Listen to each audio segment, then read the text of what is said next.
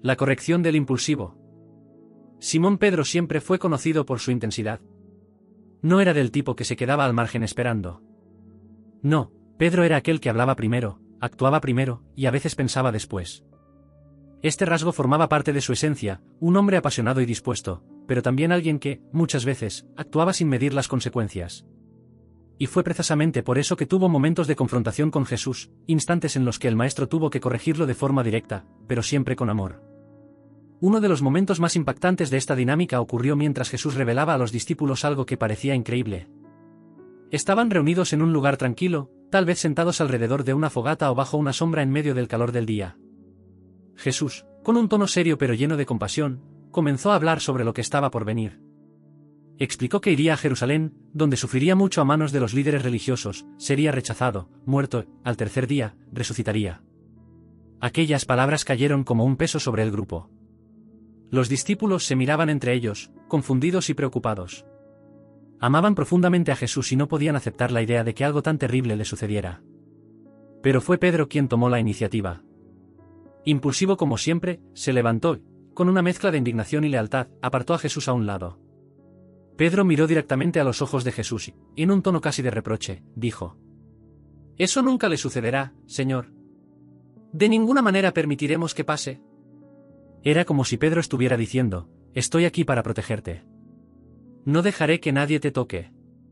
Quizás pensaba que estaba siendo valiente o demostrando cuánto le importaba a Jesús. Pero Pedro, a pesar de su amor genuino, aún no comprendía el propósito mayor detrás de las palabras de Jesús. Fue entonces cuando el rostro de Jesús se tornó serio, más serio de lo que Pedro había visto antes. El maestro no solo lo miró, sino que le dijo algo que lo sacudió profundamente.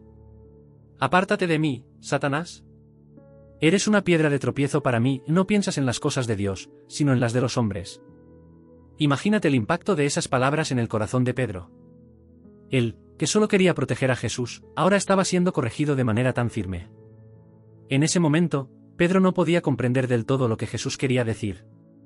No entendía que, al intentar impedir el camino de Jesús hacia la cruz, estaba, sin querer, actuando contra el plan de Dios. Era como si quisiera salvar a Jesús de algo que, en realidad, era necesario para la salvación de toda la humanidad. Pero esa corrección, aunque dura, tenía un propósito. Jesús sabía que Pedro tenía un corazón sincero, pero necesitaba aprender que el reino de Dios no seguía las mismas reglas ni expectativas humanas. Pedro estaba pensando como un hombre común, queriendo evitar el sufrimiento, pero Jesús estaba enfocado en algo mucho mayor, la redención del mundo. Y ese no fue el único momento en el que Pedro necesitó ser corregido. Más tarde, durante la última cena, Jesús hizo otra revelación que sacudió a los discípulos, dijo que todos lo abandonarían esa noche. Pedro, con su manera impulsiva y siempre dispuesto a hablar, declaró con firmeza: «Aunque todos te abandonen, yo nunca te abandonaré». La convicción de Pedro era genuina, pero Jesús, con una mirada de profunda sabiduría y tristeza, respondió: «Pedro, te aseguro que esta misma noche, antes de que cante el gallo, me negarás 3 veces». Pedro no podía creerlo. Se consideraba el más leal de todos los discípulos. Estaba seguro de que jamás haría algo así. Pero Jesús veía más allá, sabía que, incluso con todas sus buenas intenciones, Pedro todavía tenía sus fragilidades, seguía siendo humano. Estos momentos de corrección moldearon a Pedro. Le mostraron que ser discípulo de Jesús no se trataba solo de pasión o impulsividad, sino de aprender a someterse a la voluntad de Dios, incluso cuando parecía incomprensible. Jesús no corregía a Pedro para humillarlo, sino para prepararlo. Sabía que Pedro tenía un papel crucial en el futuro de la Iglesia, pero, para ello, debía ser refinado, como el oro que pasa por el fuego. Y eso es lo que hace la historia de Pedro tan inspiradora. No era perfecto. Se equivocaba, hablaba de más, actuaba sin pensar. Pero, en cada error, Jesús lo corregía con amor, moldeándolo para que se convirtiera en el líder que estaba destinado a ser. Pedro aprendería, con el tiempo, que la verdadera fuerza no estaba en su propio entendimiento ni en su impulsividad, sino en confiar plenamente en el plan de Dios. Aquellas correcciones, aunque dolorosas, eran señales del gran amor de Jesús por Pedro. Porque quien ama corrige, no para herir, sino para hacer crecer. Y eso fue exactamente lo que sucedió con Pedro, cada corrección lo acercaba más al propósito para el que había sido llamado. La transfiguración en el monte. Era un día que comenzó como cualquier otro. Jesús había llamado a 3 de sus discípulos más cercanos, Pedro, Santiago y Juan, para subir a una montaña. No era extraño que Jesús quisiera retirarse a orar, y los discípulos ya estaban acostumbrados a acompañarle en esos momentos de silencio y comunión con Dios. Sin embargo, esta vez, había algo diferente en el ambiente. Pedro no sabía explicarlo, pero sentía que esa caminata sería especial. Los cuatro comenzaron a ascender, con el sol alto y brillante sobre ellos. Pedro, como siempre, hacía preguntas y comentaba sobre todo lo que le rodeaba. Era el tipo de persona que no podía guardar sus pensamientos para sí mismo, y tal vez eso era lo que le hacía tan humano y cercano a nosotros. No obstante, mientras subían, un sentimiento de reverencia comenzó a invadirle. La montaña era alta, aislada, y el silencio solo se rompía por el sonido de sus pasos sobre las piedras y el susurro del viento. Finalmente, llegaron a la cima. Jesús se apartó un poco para orar, como solía hacerlo, mientras Pedro, Santiago y Juan permanecieron allí, tal vez sentados o recostados, tratando de entender el propósito de aquella subida. El calor del día empezaba a disiparse, sin darse cuenta, los tres acabaron quedándose dormidos, vencidos por el cansancio. Pero, de repente, algo les despertó. Una luz intensa, tan brillante que parecía superar al mismo sol, iluminó todo a su alrededor. Pedro abrió los ojos y, atónito, vio que aquella luz provenía de Jesús. Ya no era como antes. Sus vestiduras estaban blancas como la nieve, resplandeciendo de una manera sobrenatural. Su rostro brillaba como el propio cielo. Era algo indescriptible, algo que Pedro jamás habría imaginado ver en toda su vida. Era como si el cielo hubiera descendido hasta aquella montaña. Antes de que pudiera siquiera entender lo que estaba pasando, Pedro vio que Jesús ya no estaba solo. Dos figuras misteriosas habían aparecido junto a él, conversando como viejos amigos. Pedro logró captar fragmentos de la conversación y se dio cuenta de que eran Moisés y Elías, dos de las figuras más importantes de la historia de Israel.